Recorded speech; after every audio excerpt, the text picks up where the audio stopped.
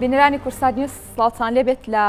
ئەڵلقێکی دیکەی ستۆدیۆی 129 تایبێت بە بانگەشەی هەڵبژاردنەکێتی نیشتیمانی کوردستان و ناساندنی کاندیدانی لیستی 129 نیشتیمانی کوردستانەوە لەگەڵتانین کە دەیدا کاندیدان باس لە کارنامەی خۆیان دەکەن و لە داهاتوودا ئەگەر متمانی هاوڵاتیان بەدەستبێنن چۆن خزمەتی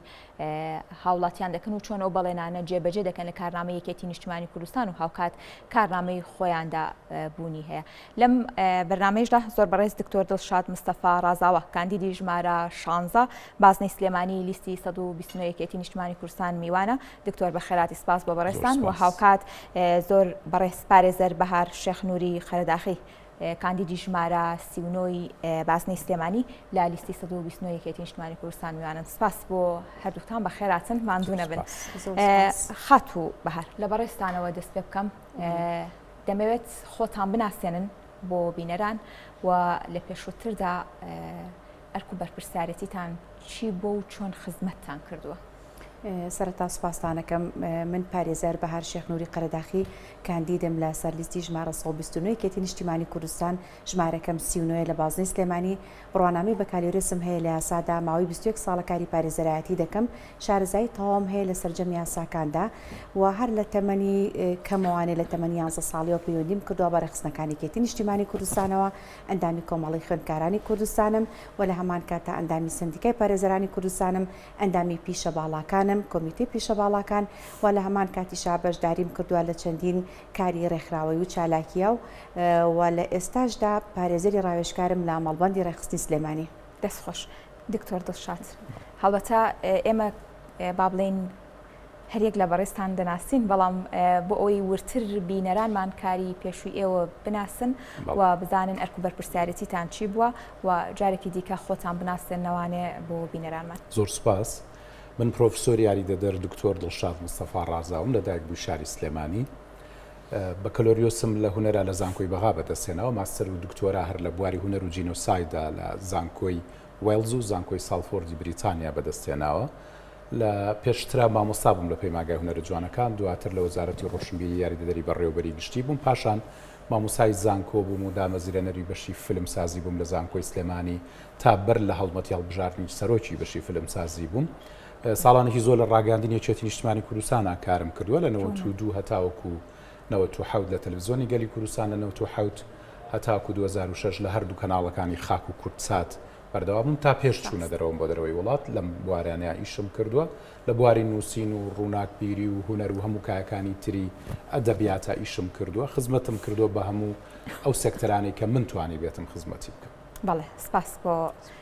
بەڕێستان. لەوە دەپرسم بۆچی دەتانەوێت ببنە ئەندامی پەرلەمانی کوردستان دەتانەوێت لە پەرلەمانی کوردستان چۆن خزمەت بکەن؟ خاتوبار لە بەڕێستانەوە. بەڵێ من سەرەتا خۆکاندیدکردنم ئەگەرێتەوە بۆ ئەوی کە من یەکەم پێش هەموو شتێک بە حکمی ئەوەی کارەکەی من کاری پارێزەرایەتیە و پەرلەمانیش دەسەڵاتی یاسادانانە یاساکان لە پەرلەمانی کوردستانەوە دەرئەچێنێت یاساکان لە پەرلەمانی کوردستان و هەموار ئەکرێتەوانێ بە حکمی ئەوەی دەسەڵاتی یاسادانانە و شارەزایەکی تەواویشم هەیە لە سەرجەم بوارە یاسایەکاندا و لە سەرجەم بڕگە و بابەتە یاسایەکانە و جارێکتر بە خۆشحاڵی و ئەڵێم کە حیزبەکەم متمانی ئەوەی پێبەخشیوم کە من کاندیدێکێتی نیشتیمانی کوردستانم ئەمە مای فەخر و شانازیە بۆ من و پشت بەخوای گەورە لە ئاستی ئەو سێ متمانەیە ئەبم کە یەکێتی نیشتیمانی کوردستان بە منی کردووە و ئەساسی دروستبوونی یەکێتی نیشتیمانی کوردستانیش هەر لە سەرەتای دروستبوونیەوانێ لە پێناو خزمەتی کۆمەڵانی خەڵکی کوردستانە دروست بووە و جارێکی تریش من وەکو کادرێکی ئەم حیزبەی خۆم کە هەدەف و نیەتی من بۆ پەرلەمان ئەوەیە کە بتوانم لە ڕێگەی ئەجندای حیزبەکەمەوە لە ڕێگەی کار و بەرنامەی یەکێتی نیشتیمانی کوردستانەوانێ بتوانم خزمەتی زیاتری کۆمەڵانی خەڵکی کوردستان بکەم. باشە دکتۆر بەڕێستان بۆچی دەتانەوێت متمانەی هاوڵاتیان بەدەستبێن لە پەرلەمان چ خزمەتێک دەکەن؟ بەڵێ لە ڕاستیا خەڵکی کوردستان بە بارودۆخێکی زۆر ناهەمواری گوزەران و ژیانات تێپەڕن ئەوش پەیوەندی بەوە هەیە کۆی جونگەکانی دەسەڵاتی حکومداری لە کوردستانە لە تاکە کەسا کۆبووەتەوە کاتێک کە یەکێتی نیشتیمانی کوردستان دروشمی کۆتایی پێێنینی بەرز کردوێتەوە مەبەستمان لەوە نییە کە ئێمە کۆتایی بە قواری هەرێمی کوردستانە یعنین وەکۆی کە هەندێک لایەنی سیاسی پیان وایە بۆیە لە ڕاستیمە کۆتایی بە نەهامەتی بە ئازار و مەینەتی خەڵک بەم مەمرە و مەژی بژێوەی خەڵکە هێنین و هەوڵی یەکێتی نیشتیمانی کوردستانم جارە بۆ ئەوەیە بە شێوازێک ڕێڕەوی حکومڕانی لە کوردستان ڕاست بکرێتەوە کە دیموکراسی بە تەواوی جێگیر ببێ. فراوانکردنی پانتایی ئازادی ڕادەربڕین لە کوردستانە ئەبێ بێچێک لە دووشمەرە سەرچێکانمان کارکردن لە کایەکانی ئەدەب، هونەر، ڕووناکبیری کە شوناسی ئەمنەتەوەیان، ئیشکردن لەسەر زمانی کوردی و زیندووکردنەوە و بەهێزکردنی وەک یەکێک لەو پایانەی کە تاکو ئێستا ئەوەی کە کوردی هێشت بێتەوە لە ناوچەیەمە زمانەکەیەتی و بێجگەلەوە هەموو ئەو سێکتەرانەی تری کە پەیوەندیان بە ژیانی خەڵکەوەی وەکو پەروەردە، وەکو خوێندنی باڵا، وەکو کایەکانی ڕۆشنبیری، وەکو کایانەی کە بەهارخان باسی کرد و کای یاساییانە بەرنامەی یەکێتی بە کۆی گشتی ئیشکردنە لەناو هەموو سێکتەرانە. ئەگەر ئەمە پێمان بکرێ بەشداریی بچووکیش بکەین لەوەیە ئەوە جۆرێکە لە شاناسی بۆ ئێمە کە توانیمانە لانی کەم لە خزمەتی خەڵکی کوردستانە. یەکێتی نیشتیمانی کوردستان لەم دۆخەی ئێستادا کە ئەوەی ڕوونە و لە پەیامەکەی سەرۆک باوڵی شاهەیە کە یەکێتیەکی جیاوازە، یەکێتیەکی بەهێزە. بەهێزبوونی یەکێتی لەم دۆخەیە لەسەر ئاستی خودی یەکێتی نیشتیمانی کوردستان و لەسەر ئاستی ناوخۆ هەروە هاوکات لەگەڵ بەغداد و وڵاتانی دەرەوە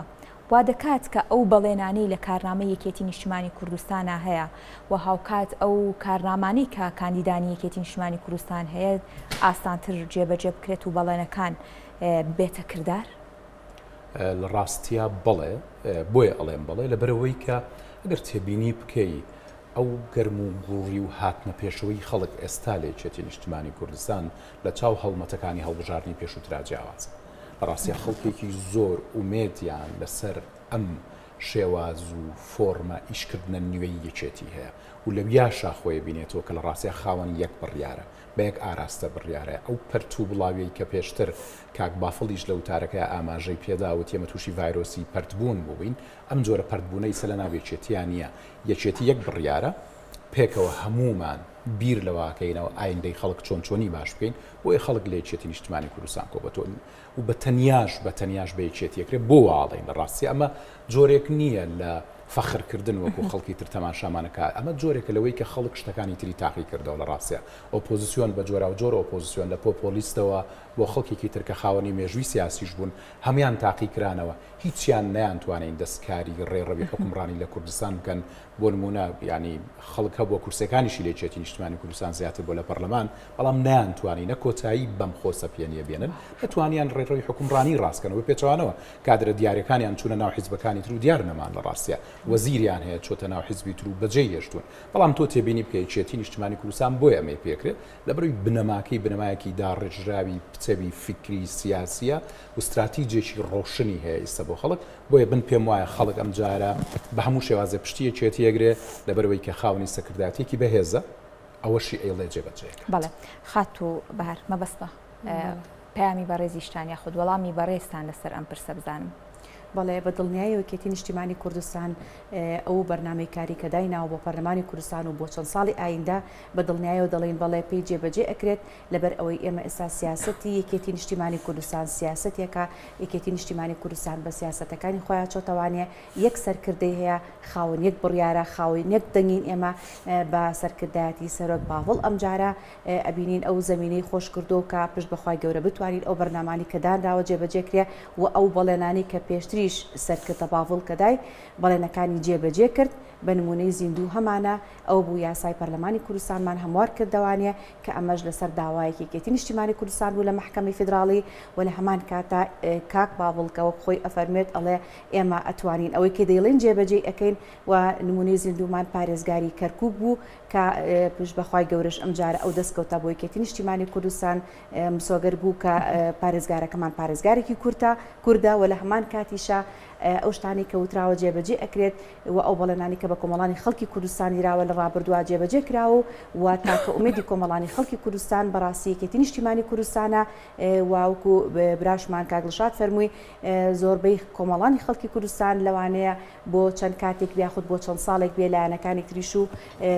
حیزبەکانی تریشیان تاقی کردبێتەوانێ، بەڵام لە ئاسی پێویستانە بوون دواتر گەڕاونەتەوە گەشتونەتە ئەو قەناعەتی کە هەر تەنها یەکێتی نیشتیمانی کوردستانە دەتوانێت ئاواتەکان و خواستەکانی کۆمەڵانی خەڵکی کوردستان دابین بکە. باشە خاتوبار لە کارنامەی یەکێتی نیشتیمانی کوردستان و هاوکات ئەو کارنامەی کە لای بەڕێزیشتان هەیە دانانی دەستورێکە بۆ خەواری هەرێمی کوردستان و کارکردن لەو دەستورەکەوا بکات ئەم پژێویە ئەم شڵەژاوی کە لە تەواوی سێکتەرە جیاوازەکانی حکومڕانی هەرێمی کوردستان هەیە ڕێک بکرێتەوە چۆن کار لەسەر ئەم بابەتە دەکەن؟ بەڵێ من وەکو پارێزەرێکی ڕاوێژکار بە ئەم شتە بە تەنها ناکرێت پشت بەخوای گەورە من سەرکەوتوو بۆ پەرلەمان وەکو پەرلەمانتارێک بتوانم بە هاوکاری لەگەڵ فراکسیۆنەکەمە فراکسیۆنێکی نیشتیمانی کوردستان لە پەرلەمانی کوردستان بتوانین کار بکەین بۆ نووسینەوەی دەستورێکی نوێ بۆ هەرێمی کوردستان ئەو دەستورش ئەبێ لە چوارچێوەی دەستوری عێراقی فیدراڵا دەرنەچێت و دەستورێک بێ بە شێوازێک کە بتوانین هەموو مافەکانی هەموو چون و توێژەکان پێکهاتەکان و مافەکان کە ئەو مافانی کە بۆ خۆشگوزارانی و ژیانی کۆمەڵانی خەڵکی کوردستانە و مافە ئازادیەکان بتوانین لەو دەستورە بە شێوازێک بنووسێتەوانەیە کە هەموو چون و توێژەکان لە گەنجانمان لە کەسوکاری سەربەرزی شەهیدان لە پێشمەرگە قارەمانەکانمان و لە گەنجان و لە ژنان و لە هەموو چین و توێژەکان بتوانین لەو دەستورە مافەکانیان دەسەبەر بکەین و هاوکاریان بین و خزمەتیان پێ بکەین. باشە. ڕاستکردنەوەی ڕێڕەوی حکومڕانی لە ڕێگەی دانانی دەستور و تەواوی ئەو بەڵێنانێکی یەکێتی نیشتیمانی کوردستان داوێتی لە دوای بەدەستهێنانی متمانەی بەشێکی کاندیدەکانی یەکێتی نیشتیمانی کوردستان کارەکە تا چەندە 100% ئاسان دەکات؟ کارەکە بە دڵنیایەوە ئاسان دەکات لەبەر ئەوەی کایەکەتی نیشتیمانی کوردستان دروشم و پەیامی ئەمجاری ڕاستکردنەوەی ڕێڕەوی حکومڕانی لە سەرتاسەر هەرێمی کوردستانە ئێمە ناڵێن کۆتایی بە هەولێرە هێنین کۆتایی بە کۆمەڵشتی هێنین ئێمە ئەڵین ڕێڕەوی حکومڕانی ڕاستەکەینەوە لەبەر ئەوەی ئەو حکومڕانیە پێشتر لە بەرژەوەندی کۆمەڵانی خەڵکی کوردستان ئەو دەسەڵاتە بەکار نەهاتووە ئێمە پەرلەمانێکمان هەیە کە یاساکان لێو دەرئەچێنرێ پاشان ئەم یاسایانە ئەچێتە بواری جێبەجێکردنەوەوانێ لەلایەن دەسەڵاتی جێبەجێکردنەوەوانێ دەسەڵاتی سەرۆک وەزیرانەوەوانێ بەڵام ئەبینین ئێمە دەسەڵاتی سەرۆک وەزیران لە دەستی یەکێتی نیشتیمانی کوردستانان نەبووە نەمانتوانیەوە خزمەتی هەموو چین و توێژەکانی خۆمانی پێ بکەین وەکو پێویست خزمەت کراوە بەڵام لە ئاستی پێویستدا نەبووە ئەم جارە پشت بەخوای گەورە و بەسەرکردایەتی سەرۆک پاڵ و بەرنامە و کاری سیاسەتی یەکێتی نیشتیمانی کوردستان هەر هەمومان کار بۆ ئەوکەین کە ڕێڕەوی حکومڕانی لە هەرێمی کوردستانە ڕاست بکەینەوانێ ڕاستکردنەوە کەش تەنها بۆ نابێ بتوانین ئەم دەسەڵاتە وەربگرینەوە بتوانین دەسەڵاتەکان لە شوێن و کاتی پێویستا وەکو خۆی بەکارپێنرێت بۆ بەرژەوەندی کۆمەڵانی خەڵکی کوردستان بێ نەک تەنها لە بەرژەوەندی کەس و لایەنێک و حزبێک و بنەماڵێک بێ. دکتۆر دەگەڕێمەوە لای بەڕێستان هەڵبەتە کارنامە یەکێتی نیشتیمانی کوردستان و بەڕێزیشتان بەدەر نییە لە خزمەتکردن لە مەجالە هونەریەکاندا ئەوەی کەڕوونە و خۆشت ڕۆژانە بەڕاستی لە ماوەی ڕابردووشدا بەری کەوتووی ئەوەیە کە هونەرمەندان ئەوەیە کە شێوەکاران ئەوەیە کە ئەو هونەرمەند و هونەردۆستانەی لە تەواوی جونگەکانی هونەردا کار دەکەن گلەییان هەیە ڕەشبینیەکیان هەیە بەوەی کە خزمەت ناکرێن پرۆژەیان هەیە نازانن کێ سەپۆرتیان بکات پرۆژەکانیان جێبەجێ ناکرێت. دکتۆر دڵشاد مستەفا چۆن خزمەت بە چینی هونەرمەند دەکات؟ بەڵێ لەبەروەی کە من خۆم هەڵقوڵاوی ناو ئەو ئاریشە و خەم و مەینەتی و ئازارانی هونەرمەندانم و لە تەمەنی هەرزەکاریمەوە لە ڕاستیا لە ناوکای هونەرا ئیشەکەمە تاوەکو ئەمڕۆ بێجگەلەوەی کە وەکو مامۆسابم لە پەیماگە هونەرە جوانەکان و کۆلێجی هونەرە جوانەکانیش خەڵکێکی زۆرمان هەیە ئەم خەڵکە پێویستی بەوەیە ئەو ڕێزلێنانەی بۆ بجێڕینەوە کە پێشتر یەکێک بووە لە خزمەتەکانی جەنابی مامجەلال بە هونەرمەندانی کوردستان لە 1970ەوە جەنابی مامجەلال ڕێزلێنانێکی دانابوو بۆ هونەرمەندان بووی کە بتوانن لە کای هونەریا بەردەوام بن 2004 و 2005 ئەم بەرنامەیە چۆن ناو سێکتەری حکومی ئەو کاتە ئیداری سلێمانی وەزارەتی ڕۆشنبیری کە من خۆم یاریدەری بەڕێوەبەری گشتی بووم لەوێ ئەم پرۆژەی جەنابی مامجەلالی وەرگرت و بە درێژایی 2 ساڵ پێشەوەی 2007 حکوومەت بچێتەوە بۆ هەولێر و بێتەوە بە یەک بە درێژایی 2 ساڵم پرۆژەی بەردەوام بوو بۆ پشتیوانی هونەرمەندان بڕەپارێکی ڕێزلێنانی مانگانە بوو کە لانی کەمی ژیانی بۆ هونەرمەندابی نەکرد ئەگەر ئەمە بتوانین ئەمە بکەین بە یاسا لە ناو پەرلەمانی کوردستانە بەشێکی باش لە هونەرمەندان هەن ئەوانن کە بۆ نمونە هونەرمەندی میلیە لە هیچ دام و دەستگایکی حکومی ئەم کەسەدان مەزراوە ئەگەر ئەمە بتوان بۆ ئەم ڕێزلێنانەوە جۆرێک لە خانە نشین بوون بۆ هونەرمەندانە دابین بکەین بۆ نمونە ئەوانی تەمەنی هونەریان گەشتە سەر و 25 ساڵ بتوانین بە شێوەیەک لە شێوەکان لە ڕێی یاسا و خزمەتیان بکەین هەر وەزیرێک بێتە وەزارەتی ڕۆشنبیری هەر ئەنجومەنی وەزیرانێک بەدەست هەر سەرۆک وەزیرانێکەوە بێ مادەم یاسا هەیە ناتوانێت یاسای دەستکاریکە بۆ یەکێک لەو پرۆژانێکە ئامادەمان کردو پێوەچینە پەرلەمانی کوردستانەوەیە کە هەم خانە نشینی هەم ڕێزلێنان بۆ چین هونەرمەند گەڕێتەوە مەلایەکێتی لانی دووهەمی دروستکردنی جۆرێک لە پەیوەندی لە نێوان کەرتی حکومی و کەرتی تایبەت کامە جۆرێک لە پرۆژێ پێوتری پرۆژەکانی کەرتی هاوبەش پێشتر لە وڵاتانێک کە حکومەت و هەر حکومەتێک وەزارەتی ڕۆشنبیری هەبوو بێ لە وڵاتانی خۆرەڵاتی ناوەڕاست ئەم جۆرە لە پرۆژەی ئیشکردن هەیە کە ناوی کەرتی هاوبەشە کۆمپانیایەک دامەزرێنە حکومەتی خۆیەتی بەشێکی فەندەکەی دابینەکە بەشەکەی تری لە کەرتی تایبەتەوە بۆ هێنێ بۆی کە بتوانین خزمەتی کای هوەری بکەین لە ڕاستیە گەورەترین کۆمەک کە ئەتوانێت بە ژیان و گوزەرانی لایەنە ڕۆحێکی ئینسانی ئەمەی بکە کای هوەر و ئەدەب و ڕووناکبیریە بۆی چێتی نیشتیمانی کوردستان لە مێژەوە لەو کاتانەوەی کە جەنابی مامجەلال لە شاخەوە نان و ئازادی بەیان کرد بۆ هونەرمەندان تاکو ئێستا لە پشتی ئەو کارە هونەریانە بووە نیگەرانی هەیە جۆرێک لە خەم سەردڵی هەندێک کەسی گرتووە لەبەرەوەی کە ئەم کابینەی ڕابردووە زۆر کەم تەرخەم بۆ لەم بوارەیە بە هیوام ئێمە بتوانین بە یاسام شتانە ڕێک بخەین بۆی کە خزمەتی کای هونەریش بێت تایبەت بە خوێندنی باڵا و پەروەردە کامش بە دەرنیە لە خزمەتکردنی خوێندکاران و دوجاریش یەکێتی نیشتیمانی کوردستان و کارنامەکەی بەڕێزیشتان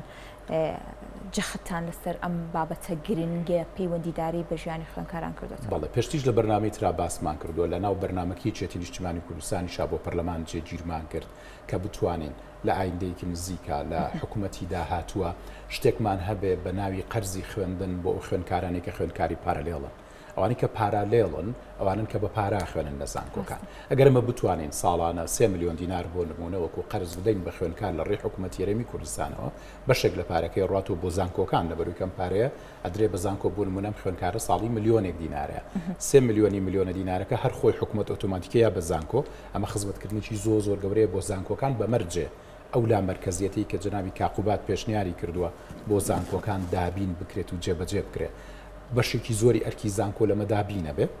بەشەکەی تری بۆ نمونە 2 ملیۆن دینارەکە بدرێ بە خوێندکارەکە خۆی خوێندکار ناچاریەوە نابێت لە دوای کاتی خوێندنی بڕاتە دەرەوە ئیش بکە بەیانی کێتەوە بۆ زانکۆ هێزی بەردەوام بوونین من خوێندکاری وام هەبووە تاکو ساعت 3 شەو لە کافتریاک ئیشی کردو هەشتی بەیانی ژەبێ بێتە لای منیانی هەشتونی بەیانی بینم لە ناو وانەکە ئەوەندە ماندووە من خۆم پێڵە مەڵم کاکە داداستە بڕۆرەوە تۆ هێزی وەرگێت لێنەما بەڵام ئەگەر حکوومەت ئەمە بکە ئەو کاتەوە خوێندکارش پێویستی بەوە نیە لانی کەم حەودمانەکەی خوێندن ئەتوانێت بەمە بڕوا بڕێ و کاتەکەی تری ئیشەکات و توانێت ژیانی خۆی پێدابین بکە بۆ پەروەردەش کۆمەڵێکی زۆر پرۆژە و بەرنامەمان هەیە لە گرنگترینیان دەستکاریکردنی ئەو سیستمی خوێندنەیە بۆی کە فشاری پۆلی 12 لەسەر خوێندکار و کەسوکاری نەمێنێت. بەڵێ سپاس.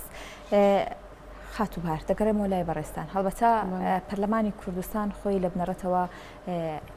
ڕەخساندنی فەزایەکە بۆ چاودێریکردن و با بڵێن بە دوواداچوونی تەواوی پلان و سێکتەرەکانی ترەوە لە هەر شوێنەکان نادادی هەبوو بیخاتەڕ و کاری لەسەر بکەن. کاندیدان یەکێتی نیشتیمانی کوردستان و یەکێتی نیشتیمانی کوردستان چۆن ئەم فەزا ئارامە لە پەرلەمان دەرەخسێنێت؟ پشت بەخوای گەورە ئێمە سەرکەوتوو بین بۆ پەرلەمانی کوردستان پێش هەموو شتێک ئەبێ پەرلەمان بەهێزکەینەوانێ پەرلەمان شوێنێکە دەسەڵاتێکی سیادیە بەڕاستی شوێنێکە کە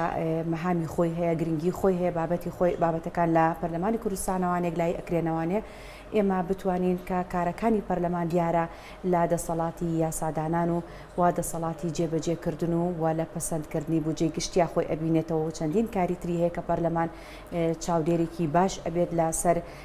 ئەو یاسانی کە دەرئەچێت لە پەرلەمانەوانێ کە ئەڵێن ئەخرێتە بواری جێبەجێکردنەوانێ بەسەر حکوومەت و دام و دەستگاکانی دەوڵەتە ئەبێ ئەم یاسایانە پەیڕەوکرێ و جێبەجێ بکرێ یاساکانیش بە شێوازێک بێ کە بتوانێت کاری لەسەرکرێت و وەکاری پێ بکرێت. باش زۆر جار لە پەرلەمان پێشتر بەر ئەوە کەوتوین هەڵبەتە لەم ئەم جارە چۆن لوبیەک دروست دەکەن بۆ ئەم بابەتی کە ئێستا باسی دەکەم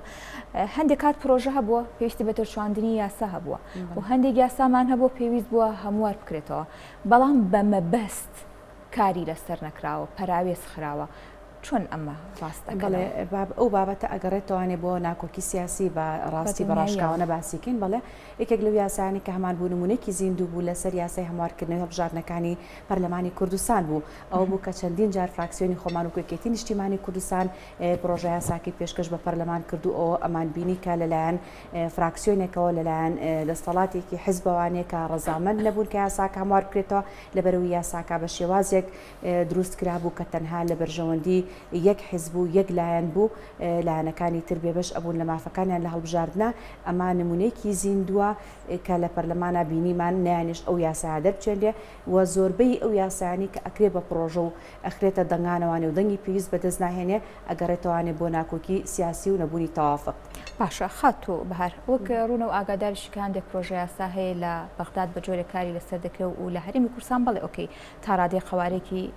با بڵێن قوارێکی سەربەخۆی خۆی هەیە بەڵام جێبەجێکردنی هەندێک یاخود هەندێک بابەت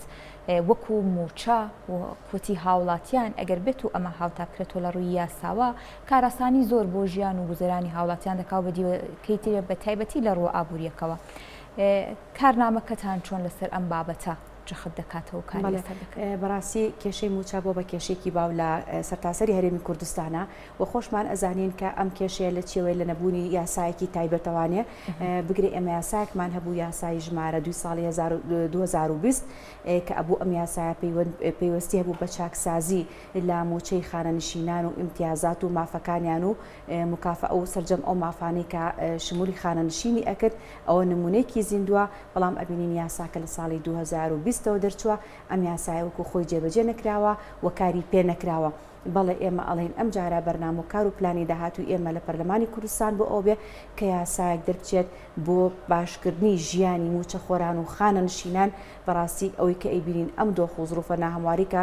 بەرۆکی هەرێمی کوردستانی گرتووە نەبوونی موچەیە و کۆمەڵانی خەڵک کە گلە و گازەندە ئەکەن بە شێوەیەک لە شێوازەکان نەبوونی خزمەتگوزاریەکانە نەبوونی موچەی لەسەر و هەموو کەسێکەوە لەو بگرە موچە مافێکی سەرەتایی هەموو هاوڵاتیەکە کار ئەکات ئێمە ئەبینین لە دایرەکانە لە خانەنشینانە ئەڵێ من موچەکەی خۆم وەرگرم سەری مانگ و سەری مانگ پێویستم بە هیچ شتێکی تر نییە ئەمە شتێکی تەواوە بەڵام ئەگەر بکرێت پشت بەخوای گەورە لە بەرنامەکاری ئێمە هەیە بتوانین یاسایەکی وا دەربچێنین و یاسایە هەموار بکەینەوانێ بتوانین کە سەرجەم مافی هەموو خانەنشینان و موچەخۆرانی هەرێمی کوردستانتیا ئەم جارە جێگەی بکەینەوانێ و بە باشتر